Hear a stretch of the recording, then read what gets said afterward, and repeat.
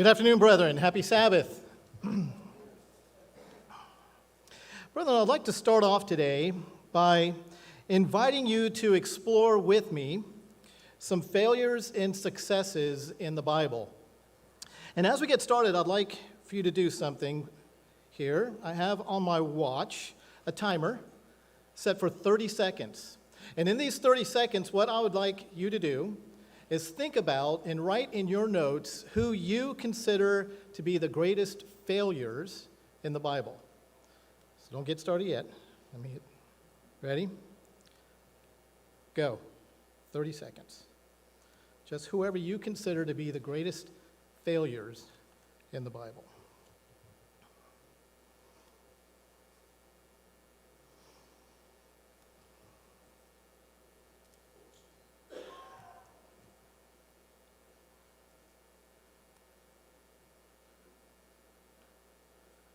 Five, 2, 1. Okay, thank you. And think about it, this is a good eats up time. I should have set for like 10 minutes or something, right?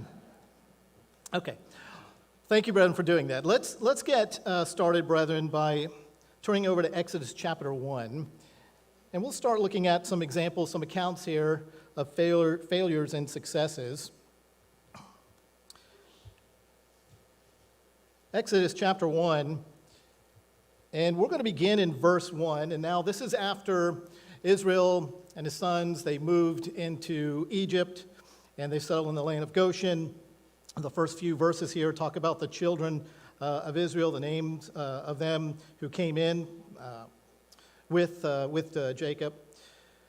And we see here in verse 6, it said, "And Joseph died, and all his brothers, and all that generation." Verse 7, "But the children of Israel were fruitful and increased abundantly, multiplied and grew exceedingly mighty, and the land was filled with them." Now, if you read the UCG commentary, you'll see that they have a note in here about this, and it's talking about how this is Abraham beginning to bless Israel. Look at how it's described here. Increased abundantly. It says they multiplied, they grew exceedingly mighty.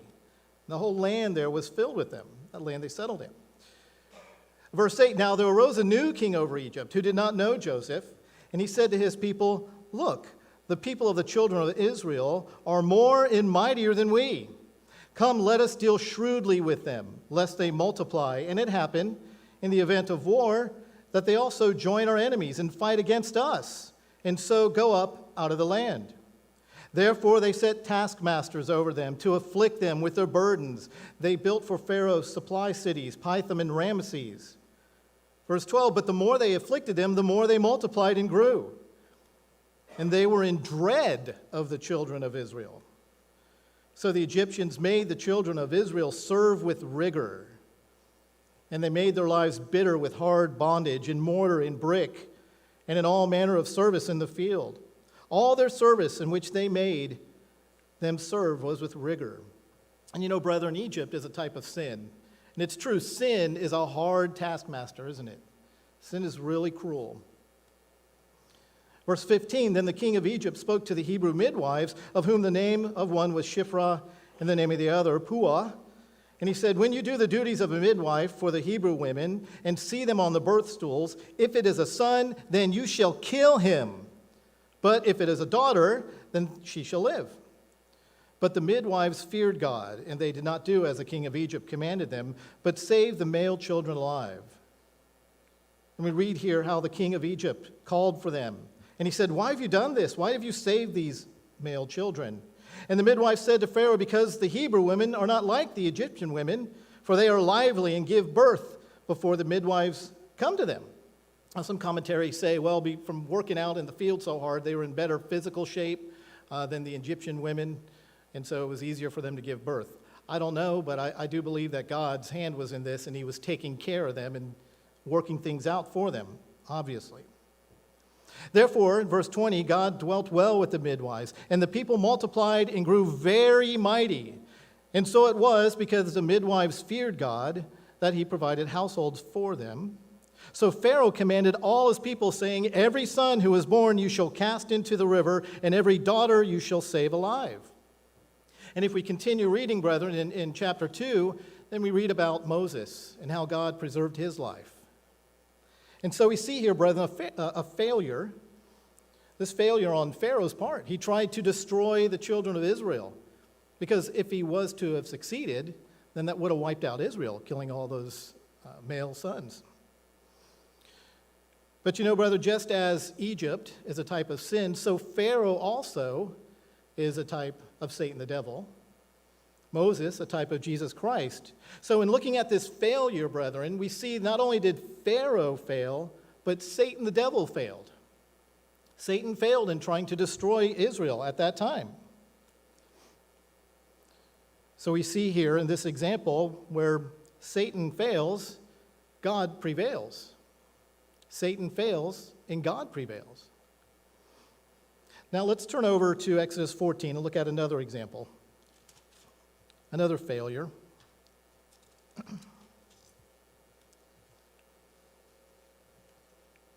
And this is after Israel, they started to leave Egypt. They went out with a high hand. We see here in Exodus 14, verse 1. Exodus 14, verse 1. Now the Lord spoke to Moses, saying, Speak to the children of Israel that they turn and camp before Pi-hahiroth, between Migdol and the sea, opposite Baal-zephon. You shall camp before it by the sea. For Pharaoh will say of the children of Israel, They are bewildered by the land. The wilderness has closed them in. Then I will harden Pharaoh's heart so that he will pursue them, and I will gain honor over Pharaoh and over all his army, that the Egyptians may know that I am the Lord. And they did so. Verse 5, Now it was told the king of Egypt that the people had fled, and the heart of Pharaoh and his servants was turned against the people. And they said, Why have we done this, that we have let Israel go from serving us? You know, brethren, as God calls people out of this world and out of sin, as we're heading towards baptism, and even after that, Satan doesn't want to let you go. He'll pursue you even harder, just as Pharaoh here was pursuing Israel. Verse 6, So he made ready his chariot and took his people with him. Also he took 600 choice chariots and all the chariots of Egypt with captains over every one of them.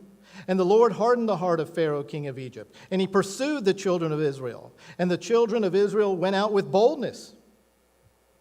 So the Egyptians pursued them, all the horses and chariots of Pharaoh, his horsemen and his army, and overtook them camping by the sea beside Pi-hahiroth before Baal-zephon. And when Pharaoh drew near, the children of Israel lifted their eyes, and behold, the Egyptians marched after them. So they were very afraid, and the children of Israel cried out to the Lord. See, they were going out on a high hand. Everything was fine. But then as soon as they used their eyes and they saw what was going on, and they saw the Egyptians coming after them, it all disappeared. They just got terrified. Verse 11. Then they said to Moses, Because there were no graves in Egypt, have you taken us away to die in the wilderness? Why have you so dealt with us to bring us up out of Egypt? Is this not the word that we told you in Egypt, saying, Let us alone, that we may serve the Egyptians? For it would have been better for us to serve the Egyptians than that we should die in the wilderness. Verse 13, what does Moses say? Moses said to the people, Do not be afraid. Do not be afraid. Stand still and see the salvation of the Lord, which he will accomplish for you today. For the Egyptians whom you see today, you shall see again no more forever. The Lord will fight for you, and you shall hold your peace. He said, Don't be afraid. And the Lord said to Moses, verse 15, Why do you cry to me? Tell the children of Israel to go forward. But lift up your rod and stretch out your hand over the sea and divide it. And the children of Israel shall go on dry ground through the midst of the sea. And I indeed will harden the hearts of the Egyptians, and they shall follow them. So I will gain honor over Pharaoh and over all his army, his chariots, and his horsemen. Then the Egyptians shall know that I am the Lord when I have gained honor for myself over Pharaoh, his chariots, and horsemen. And then we read here, brethren, where it says, The angel of God who went before the camp of Israel moved and went behind them. And the pillar of cloud went from before them, as it says, and stood behind them.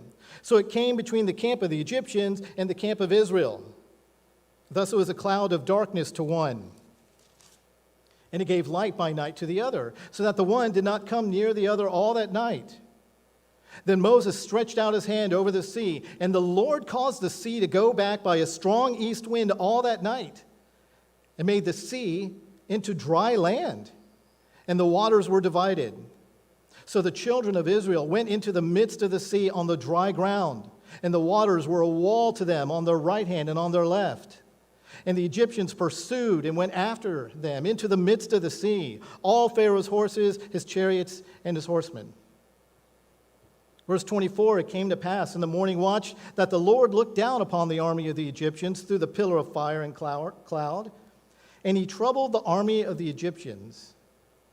Verse 25, and he took off their chariot wheels so that they drove them with difficulty. And the Egyptians said, let us flee from the face of Israel, for the Lord fights for them against the Egyptians. Imagine how that looked, brethren. Imagine how that looked. Here they were going after Israel, and God chooses to take the wheels off their chariots. We know there's at least 600 of them. There's tons of chariots. Imagine the massive confusion that was going on, that God caused just by simply taking the chariot wheels off. What does that tell us, brethren? Well, one thing it tells us is that when we're going through a trial, and even if Satan is pursuing us, God knows all the details. He knows how to take care of us. He has a plan for you, and he has a plan for me, brethren. He can take care of us any way he wants. And here he chose with them to take off the wheels of their chariots. Verse 26, and the Lord said to Moses, stretch out your hand over the sea, that the waters may come back upon the Egyptians, on their chariots and on their horsemen. And Moses stretched out his hand over the sea, and when the morning appeared, the sea returned to its full depth, while the Egyptians were fleeing into it. So the water was coming from the side of Egypt. Pharaoh's army turned around, they were going right into it. There was no way of escaping. So the Lord overthrew the Egyptians in the midst of the sea. Then the waters returned and covered the chariots, the horsemen, and all the army of Pharaoh that came into the sea after them. Not so much as one of them remained. But the children of Israel had walked on dry land in the midst of the sea. And the waters were a wall to them on their right hand and on their left. So the Lord saved Israel that day out of the hand of the Egyptians, and Israel saw the Egyptians dead on the seashore. Thus Israel saw the great work which the Lord had done in Egypt. So the people feared the Lord and believed the Lord and his servant Moses. So we see another failure, brethren, a failure again on Pharaoh's part. And once again, a massive failure on Satan's part to try to destroy Israel. Once again, we see where Satan fails, God prevails. And something else that we've seen in these two examples, let's turn over to Job chapter 1. We'll see this principle here. Job chapter 1. In the first example, Pharaoh was allowed to do some things. In the second example, Pharaoh again was allowed to go just so far. And we see this here in Job chapter 1. Beginning in verse 6. Job 1, verse 6. Now there was a day when the sons of God came to present themselves before the Lord, and Satan also came among them. And the Lord said to Satan, from where do you come? So Satan answered the Lord and said, from going to and fro on the earth, and from walking back and forth on it. Then the Lord said to Satan, have you considered my servant Job, that there is none like him on the earth, a blameless and upright man, one who fears God and shuns evil? So Satan answered the Lord and said, does Job fear God for nothing? Have you not made a hedge around him, around his household, and around all that he has on every side? You've blessed the work of his hands, and his possessions have increased in the land. But now stretch out your hand and touch all that he has, and he will surely curse you to your face. Verse 12, and the Lord said to Satan, behold, all that he has is in your power, only do not lay a hand on his person. So Satan went out from the presence of the Lord. What do we see here, brethren? We see that Satan can only do what God allows him to do. And it's always for God's purpose. It's always for God's purpose. That should be encouraging to us, brethren, as we go through life, when we have our ups and downs, our trials. Something I thought that was interesting about these verses as well, something else, is when we read here in verse 7, Satan tells God that he's going to and fro on the earth and walking back and forth on it. Now, in my mind, another verse came to my mind. It was 1 Peter 5, verse 8. 1 Peter 5, verse 8. Let's turn over there.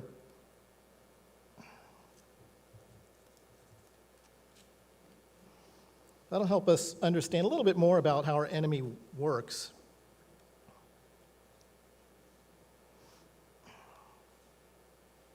1 Peter 5, verse 8, verse 6.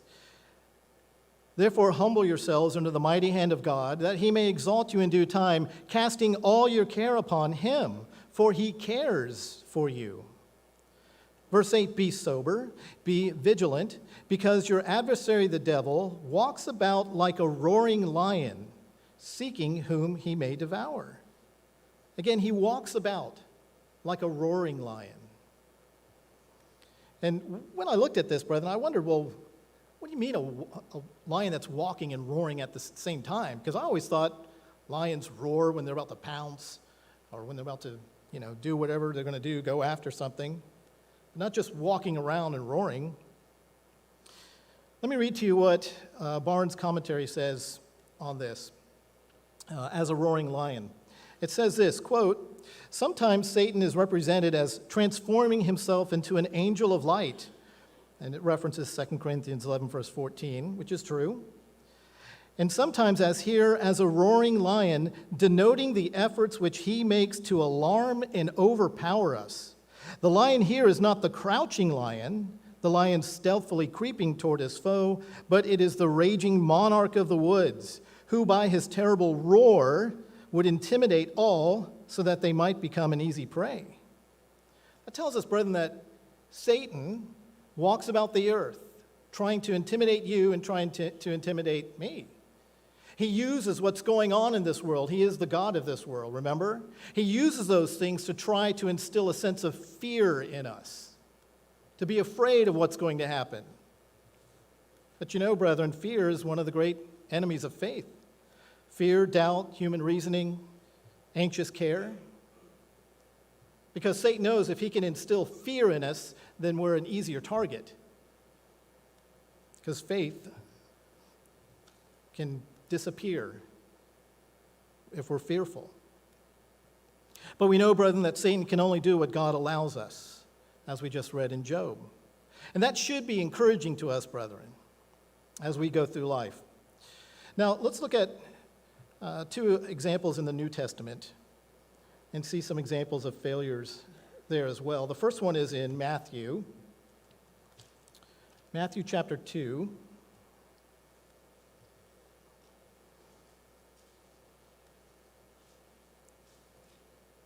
Matthew 2, after the birth of Jesus Christ,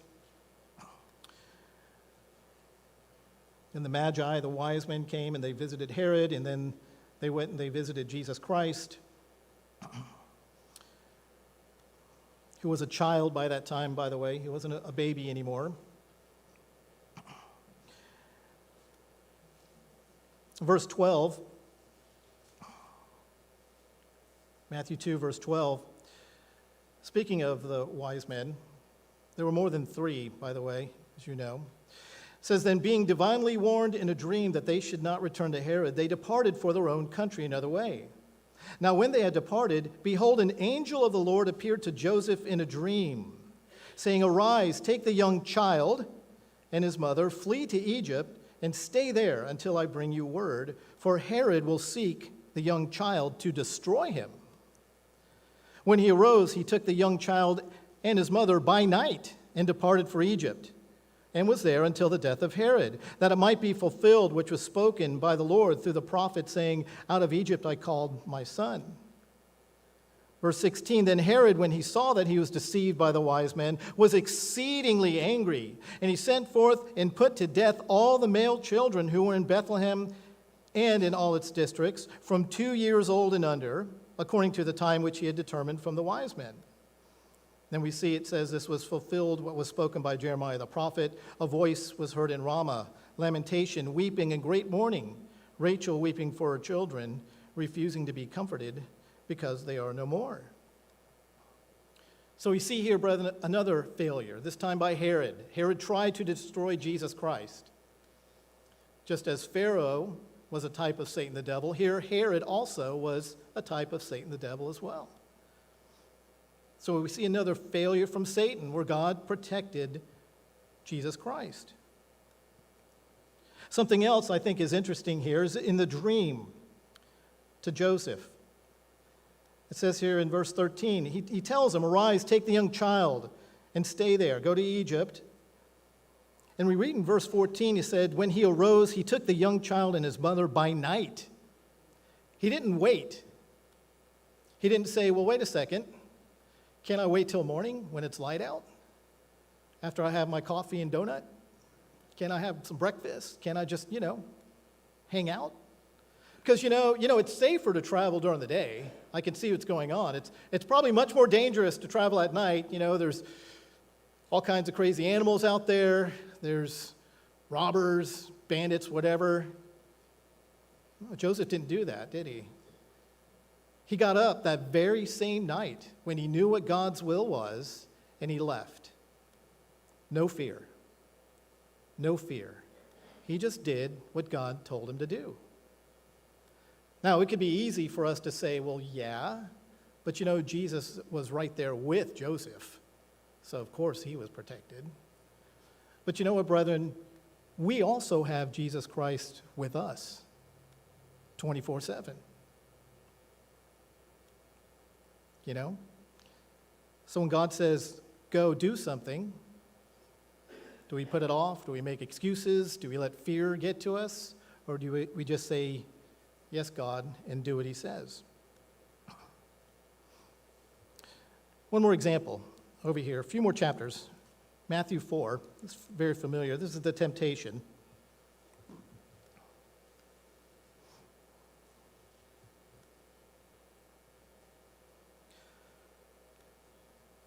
Matthew 4, verse 1, then Jesus was led up by the Spirit into the wilderness to be tempted by the devil. And when he had fasted 40 days and 40 nights, afterward he was hungry. Now when the tempter came to him, he said, if you are the Son of God, command that these stones become bread. But he answered and said, it is written, man shall not live by bread alone, but by every word that proceeds from the mouth of God. Then the devil took him up into the holy city and set him on the pinnacle of the temple and said to him, if you are the Son of God, throw yourself down. For it is written, he shall give his angels charge over you, and in their hands they shall bear you up, lest you dash your foot against a stone. Verse 7, Jesus said to him, it is written again, you shall not tempt the Lord your God. And here we see in these verses another tactic of Satan the devil, taking the scriptures and twisting them. We saw earlier about how he has his ministers act as ministers of light. He'll twist the scriptures, try to tell us it means something it doesn't mean. Of course, Jesus Christ wasn't going to fall for it. And verse 8, again, the devil took him up on an exceedingly high mountain and showed him all the kingdoms of the world and their glory. And he said to him, all these things I will give to you if you fall down and worship me. Then Jesus said to him, away with you, Satan, for it is written, you shall worship the Lord your God, and him only shall you serve. Then the devil left him, and behold, angels came and ministered to him. So we see another colossal failure on the part of Satan the devil. Later, Matthew 16, verse 18, Jesus Christ said he would build his church. He would build his church. And the gates of hell or the grave would not overpower it. Now see, brethren, this is where we come in. This is where we come into the picture as well, because we are part of that true church. We are part of those whom God has called out of this world. granted us repentance, let us be baptized, given us the gift of his Holy Spirit. We are the one part of those that are here to overcome and grow in holy, righteous character, preparing for the return of Jesus Christ when he establishes the kingdom of God here on this earth. And he says he would build his church. Let's turn over to Ephesians chapter 2. Ephesians chapter 2.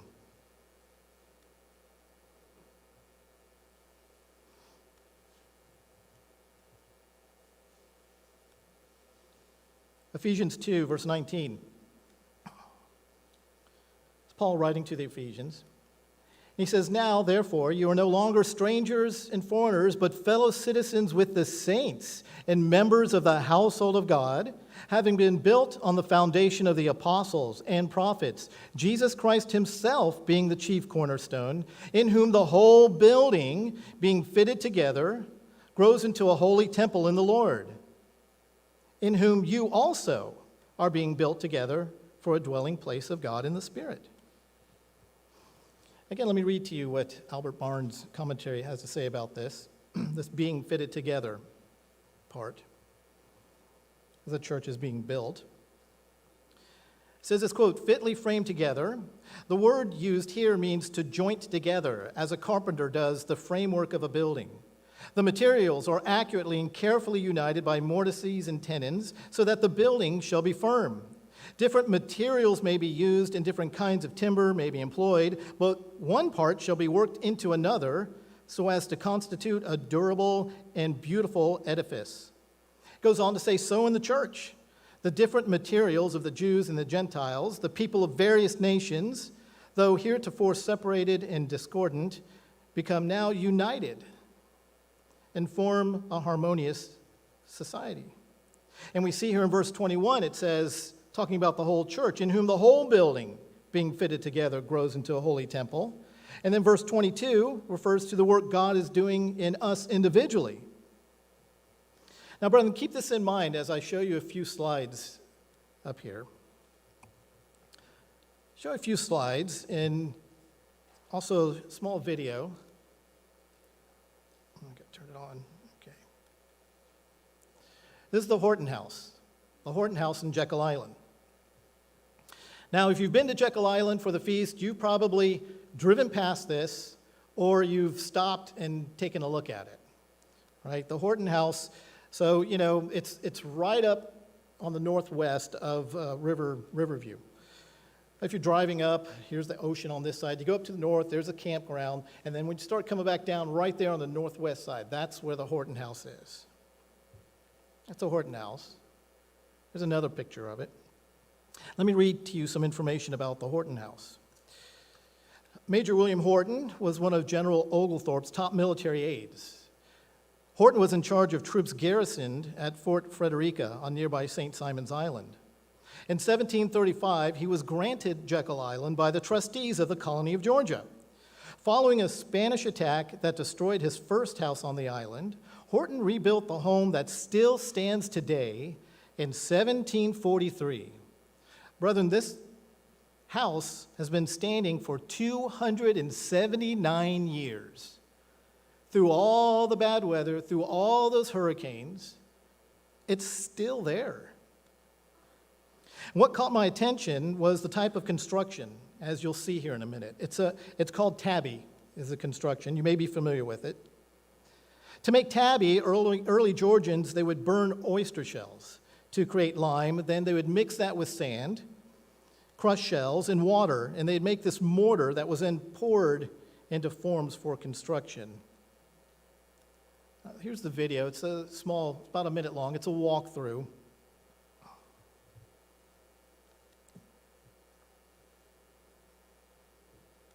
As we're walking in, you'll see some shells on the floor, what used to be the floor on the ground.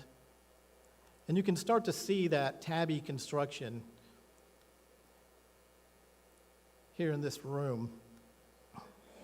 Now, another family, after the Hortons died, they got the home and they added some other additions to it. But you can see here This is that tabby construction. And notice the shells, the sand, the mortar, the way it's all constructed and pressed together. And it's been there for 279 years.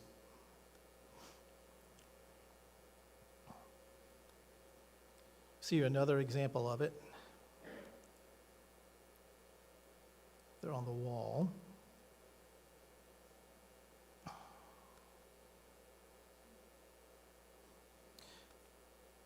And here's more of a close-up picture of it. And here's one even closer. And notice how the shells are all compacted. Everything is just tight. It's just there. It's sturdy. It's strong. And remember what I just read to you about Ephesians 2:19 through 21, about being fitted together. Fitly framed together, meaning joined together as a carpenter does the framework of a building. Materials carefully united so the building shall be firm. Different materials may be used, different kinds of timber may be employed, but one part being worked into another so as to constitute a durable and beautiful edifice. In the same way, brethren, as this tabby was constructed with the different shells and the lime and etc. to become that strong structure, so God is also using us, brethren, to build a strong church, collectively and individually. And just as in tabby, the materials were those shells and sand, lime, and so on. Those represent the different trials in our lives, the different experiences we go through. Yes, even the failures, as long as we get up and keep going. And all those things God uses that we go through to build us up individually into what he wants us to be. He wants us to be like his son, Jesus Christ. Let's turn over to James chapter 1. Here's one more, a little bit closer. James 1.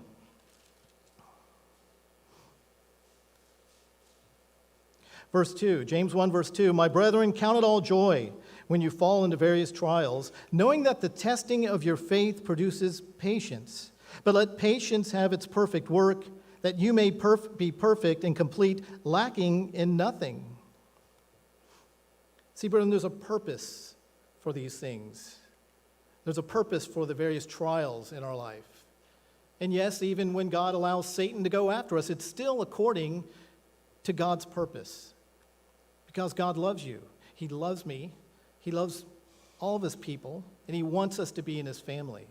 So he's working with us to grow in that holy, righteous character. Go back and read sometime Hebrews 11, that faith chapter. We'll see some of the trials that some of those heroes of faith have gone through before us. And there are times when they were killed. God let that happen, but it was all still according to his purpose, because in the end, they win. Romans 8, verse 28 says this, "And we know that all things work together for good to those who love God, to those who are the called according to his purpose." The J.B. Phillips translation says, "Moreover, we know that to those who love God, who are called according to his plan, everything that happens fits into a pattern for good." Brethren, God will see us through. God will take care of us. We may stumble along the way, but God wants us to keep going. He wants us to get up and keep going. Let's look at 2 Timothy 4. That'll be our last verse here. 2 Timothy 4.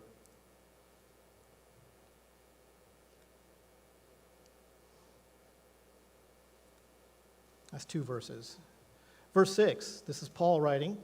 He says, "For I am already being poured out as a drink offering, and the time of my departure is at hand."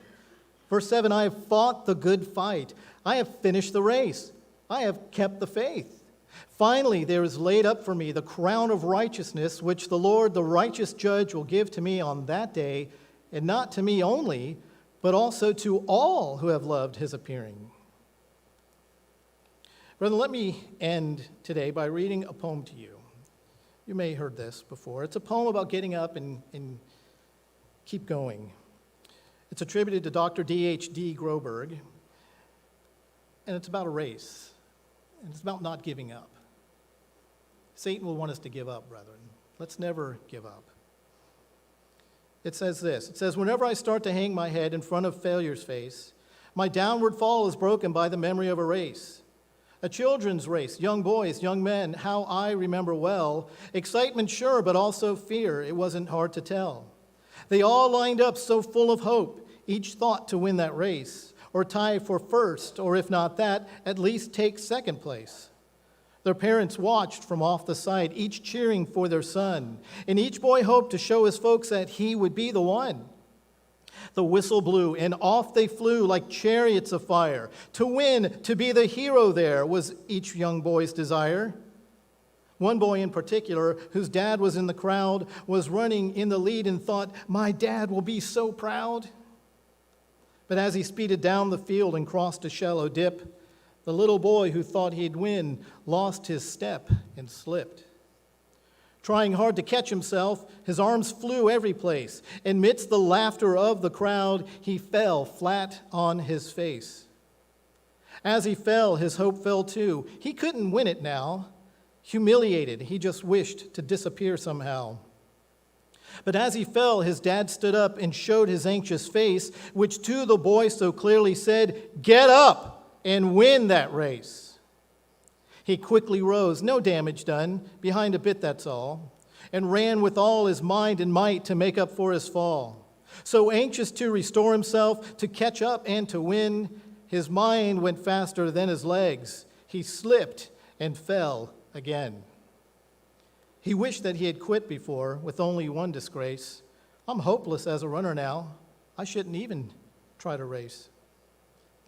But through the laughing crowd, he searched and found his father's face with a steady look that said again, get up and win that race. So he jumped up to try again, 10 yards behind the last.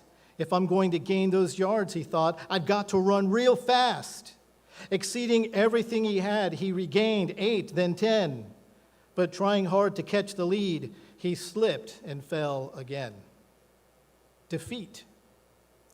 He lay there silently. A tear dropped from his eye. There's no sense running anymore. 3 strikes, I'm out, why try? I've lost, so what's the use, he thought. I'll live with my disgrace. But then he thought about his dad, who soon he'd have to face. Get up, an echo sounded low. You haven't lost at all, for all you have to do to win is rise each time you fall. Get up, the echo urged him on. Get up and take your place. You were not meant for failure here. Get up and win that race. So up he rose to run once more, refusing to forfeit. And he resolved that win or lose, at least he wouldn't quit. So far behind the others now, the most he'd ever been, still he gave it all he had and ran like he could win. 3 times he'd fallen stumbling. 3 times he rose again. Too far behind to hope to win, he still ran to the end. They cheered another boy who crossed the line and won first place, head high and proud and happy, no falling, no disgrace. But when the fallen youngster crossed the line in last place, the crowd gave him a greater cheer for finishing the race. And even though he came in last with head bowed low, unproud, you would have thought he'd won the race to listen to the crowd. And to his dad, he sadly said, I didn't do so well. To me, you won, his father said. You rose each time you fell. And now when things seem dark and bleak and difficult to face, the memory of that little boy helps me in my own race. For all of life is like that race, with ups and downs and all. And all you have to do to win is rise each time you fall. And when depression and despair shout loudly in my face, another voice within me says, get up and win that race. Brethren, no matter what happens in our lives, no matter what we may face, let's never give up. Let's never surrender. God loves you, He's working with you, and God will see us through.